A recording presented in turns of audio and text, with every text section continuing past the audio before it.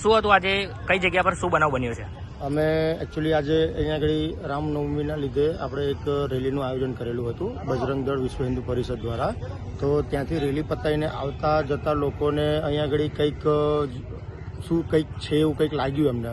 પણ તો ત્યાંથી ઉપર બ્રિજ ઉપરથી તમે જોઈ શકો છો કે જે પેલો ઉપર બ્રિજ છે એ બ્રિજ ઉપરથી ત્યાંથી કોઈક અજાણ્યા માણસે જોયું તો ત્યાંથી ડેડ બોડી હોવાનું જણાવેલું.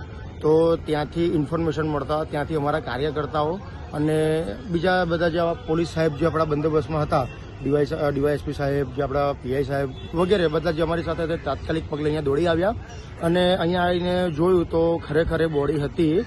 પણ એમાં એકચ્યુઅલી એ 3-4 મહિના તો નહીં પણ 3-4 દિવસ જૂની હોય એવું કહી શકીએ આપણે, કારણ કે ટોટલી આખી ડિકમ્પોઝ થઈ ગયેલી છે.